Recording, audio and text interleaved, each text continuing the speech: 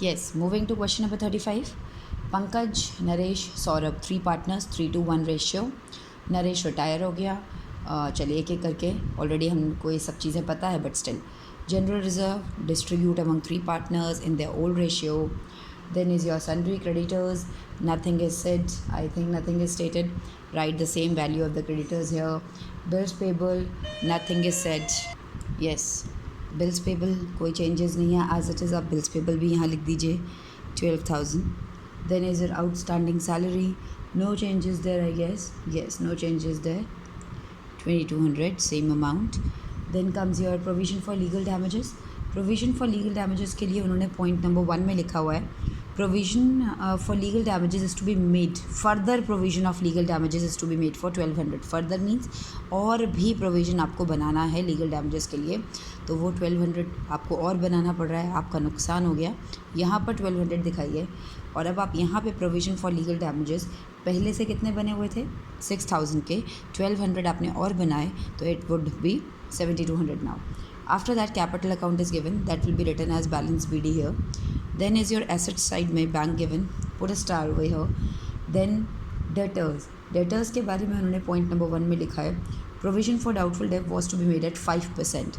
उन्होंने बोला है debtors पे 5% का provision रखना है, was to be made at, और नहीं बनाना है, 5% provision रखना है.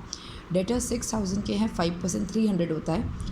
आपने प्रोविज़न 400 बनाया, वो कह रहे हैं भैया 300 बना के रखिए. उन्होंने ये नहीं बोला है कि 500 300 बनाइए या 400 बनाइए. उन्होंने बोला है provision for doubtful debt was to be made at 5% on debtors. और प्रोविज़न नहीं बनाना है, उसको मेंटेन 5% पे रखना है. तो 5% के हिसाब से 300 होता है. आपने 400 बनाया हुआ था, 100 रुपये का प्रोविज़न वापस ले लीजिए. आपका फ़ायदा हो गया. प्रोविज़न कम होते हैं तो फ़ायदा, इंक्रीज़ होता है तो नुकसान. यहाँ पे आपने 100 रुपीज़ ले लिया और अब आप यहाँ से 6000 में से केवल 300 ही माइनस करेंगे क्योंकि उन्होंने बोला है कि 5% ही रखना है. That will be 5700. Then comes your stock. Stock के बारे में उन्होंने क्या बोला हुआ है? कुछ नहीं बोला है. स्टॉक की वैल्यू एज इट इज़ 9000. उसके बाद आ जाती है आपकी बात, स्टॉक के बाद क्या है? फर्नीचर. फर्नीचर के बारे में क्या बोला है? स्टॉक के बारे में बोला है डेप्रिशिएटेड 10%. 10% मीन्स 900 का स्टॉक यहाँ पे डिप्रिसिएट हो गया. एंड अब यहाँ पे स्टॉक कितने का रह जाएगा? 8100 का. कितने का रह जाएगा? 8100 का. Then comes your furniture. Furniture के बारे में उन्होंने nothing is said. Furniture as it is आप 41,000 का फर्नीचर लिख दीजिए. Wait a second. Furniture okay, premises, stock, PDT, legal damages. Okay, furniture is brought up to 45,000. New value is 45,000. Old value was 41,000. 4,000 का फ़ायदा है, वो आपने यहाँ दिखाया. यहाँ पे आपने न्यू वैल्यू दिखाई. फर्नीचर के बाद आता है premises. Again, premises is appreciated by 20%. 20% of premises is 16,000. Put here 16,000 and here the new value, that is 80,000 plus 16,000, that is 96,000. Okay, is this clear? Yes, this is very simple. We have been doing this for past so many days. Okay, now come to the second part of the question. Additional information. Premises we have done, stock we have done, PDD we have done, legal damage done, furniture done. Goodwill, you know what to do with goodwill? Yes ma'am, we know very well. Goodwill is 42,000. What is the share of the retiring partner? Who is retiring? Naresh. Naresh share is 2/6. 14,000. 14,000 will be given to Naresh by whom? By gaining partners. How do we calculate gaining ratio? That is to be calculated by new minus old, because in this question new as well as old ratio is given, so we have to apply the formula, and by applying the formula we found that only P is gaining. Only P is gaining. S is neither sacrificing nor gaining. केवल P को gain हो रहा है. तो सारा पैसा ये 14,000 रुपये जाने वाले नरेश को कौन देगा?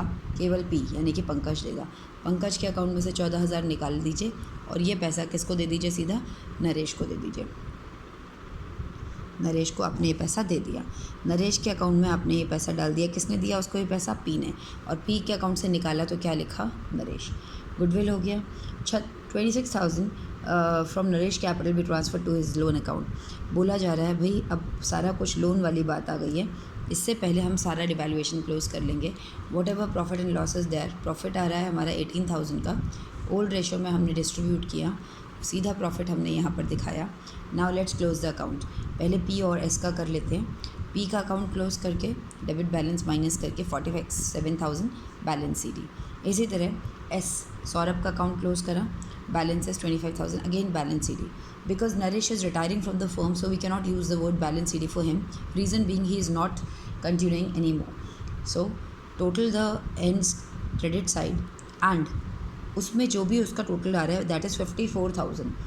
Point number C, please see to it, 26,000 from Naresh capital be transferred.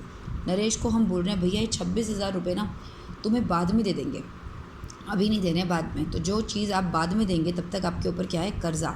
तो अब आप इस 26,000 के लिए लिखेंगे एंड्स लोन अकाउंट 26,000। और लिखा हुआ है and balance be paid through cheque bank if required necessary loan में भी ऑब्टेन। वो कह रहे हैं बाकी जितना भी 26,000 रुपये बाद में दे देना, जो बचा हुआ पैसा है वो उसको तुरंत के तुरंत दिया जाए।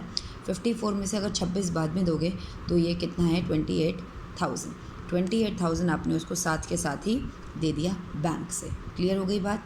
अब आ जाते हैं जी यहाँ पर कैश और बैंक की फ़िगर जो थी वो अभी आपने स्टार लगाया हुआ था, आपके पास बैंक में कितना पैसा था 7600 था मैम। और आपने अभी अभी क्वेश्चन में लिखा है कि आपने नरेश को कितनी पेमेंट करनी है 28,000।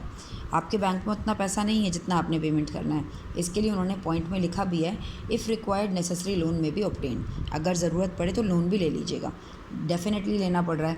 हमने उसको पेमेंट करने के लिए बैंक से 20,400 रुपये एक्स्ट्रा लेने पड़े। बैंक का बैलेंस नेगेटिव चला गया, बैंक में पैसा पड़ा नहीं, उल्टा उधार चढ़ गया। तो bank will not appear on the asset side, rather it will appear on the liability side. Liability side में आप बैंक लोन लिख दीजिए 20,400 रुपये का। I hope everyone is clear ना। टोटल बैलेंस सी डी यहाँ पे कैपिटल के नाम से आ जाएगा, एंड्स लोन 26,000 आ जाएगा जो भी आया, एंड यहाँ पे बैंक का आएगा ही नहीं क्योंकि बैंक तो नेगेटिव है। Total both the sides will get the same answer. Okay.